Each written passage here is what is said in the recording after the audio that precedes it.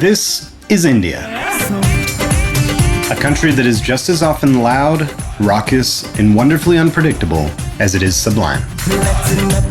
Home to 5 million street food carts, 10 million more chai stands, and 200 million horns. This is Meherwan Irani, former car salesman turned James Beard-nominated chef and restaurateur. This year he decided it was time to bring his Carolina boys to India. James Grogan, chef at Chai Pani Asheville and Indian neophyte, Daniel Peach, chef of Chai Pani Decatur and the Hindi-speaking veteran, and yours truly, Michael Files, tasked with filming these madmen as they hit 10 cities in 11 days. By planes, trains, and cycle rickshaws, eating everything in sight along the way. So sit back and enjoy the ride. This is Chai Pani's Cutting Chai.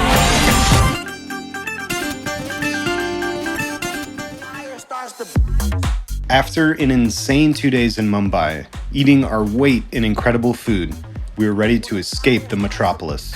So we headed east to Ahmednagar, which is 5.5 hours away from Bombay, my hometown, and we were ready for my mom's cooking. So we arrived at my mom and dad's shady, lush compound, and my mom was out in the garden, which is her pride and joy, mucking around with the vegetables. This is arugula, right, Mom? Yeah, it is arugula. Take this, you can have it. It's Oh, it smells amazing. It was right at the end of the rainy season, so everything was beautiful, lush, and green, and my mom's garden was absolutely in full bloom. It's really remarkable given how dry and arid Ahmednagar usually is. I have guavas, oranges, custard apple. Where's the oranges down there, right? It's still there. Let's go. Let me go see. After being in Bombay, where it was, totally insane, it was a really good feeling to coming back to your mom and dad's house and just get some rest.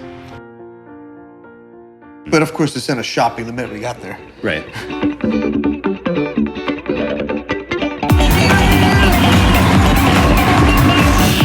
Ahmednagar is one of those towns that really doesn't make sense why it exists. It's not near any major body of water. It's not near a river. It's a dry, dusty shithole of a town. It's the boonies. What does make Ahmednagar kind of cool is that because it's more of a backwater town, that it actually has retained much of its sort of lifestyle and its pace of life as it's done ever since I was a kid. The market hasn't changed at all. It's almost exactly how I remember it. So this is the wholesale part of town. Each place specializes in just one thing. This guy's oil.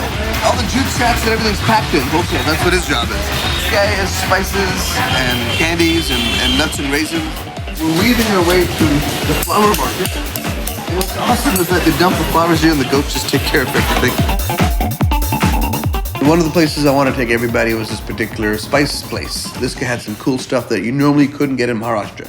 Because again, remember, spices aren't universal in India. Like every region's got their completely own set of spices. One of them is trifle, which is sort of the Indian Szechuan pepper, if you will. It's not as spicy as Szechuan, but it does have that slight numbing effect on the tongue. This guy had hing. It's a South Indian spice. It's actually a resin from a plant, the asafoetida plant. When they powder it, we use that in making sambar. It smells really funky, but it has this umami, like this amazing floral. I mean, you described it well before when using it. What, like God's armpit? Well, so after hitting up the spice guy, directly behind him was the vegetable market. It's called Sabji Manda. What's really cool about these farmers market is that you can actually see the lifestyle of the farmer and his family right there laid out in front of you.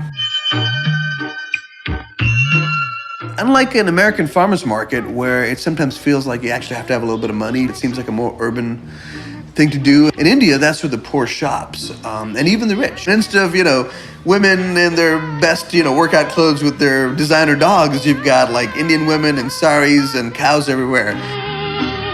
Whether you're rich, whether you're poor, whether you live in a mighty city or some backwater small little town like Ahmednagar, this is where you buy your vegetables. And I remember commenting to Michael that it's like they were probably doing this 5,000 years ago.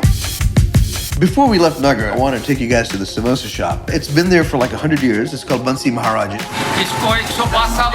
105 years. 105 years. He took the samosa with his bare hands, the same hand he's been like handling money with, scratching his ass with, and he uses this dirty thumb with this big fingernail to punch a hole in the damn thing, and then he ladles in some chutney. But what are you gonna do? He hands it to us, we all eat it, and like you just go like, oh my god, it was just amazing. Till now, Chai Pani samosas, to me, is still reaching for that samosa. Like I'll sit there every now and then and eat a samosa at Chai Pani, and all I can think about is like, It's not there. It's not there. And if I can get that samosa recipe from that guy, Yeah, it was awesome. After shopping and snacking, we headed home for lunch.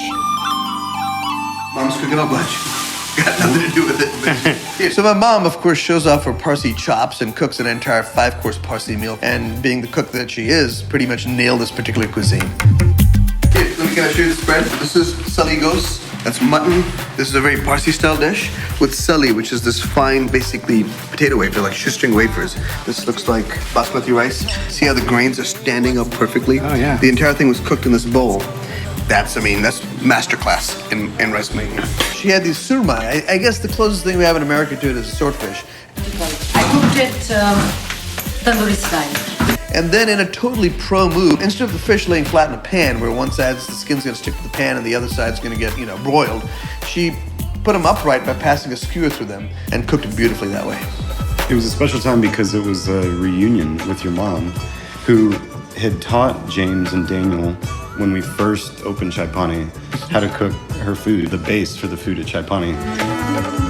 But for James and Daniel to sit there and actually eat food that she cooked with her hands in her home. Right. James had never experienced that. Yeah. Remember she used to chase him around with a spatula? No. And he just started calling her mom. She'd like whack him, like, don't do it that way. It turned out that we were there for the 4-year anniversary of opening Chai Pani. That's right. We have that picture where all of us are going 4 years. Yeah. That's right. So to come back together and eat that meal together with her cooking, I mean, It was pretty special. It was a pretty special moment. Yeah.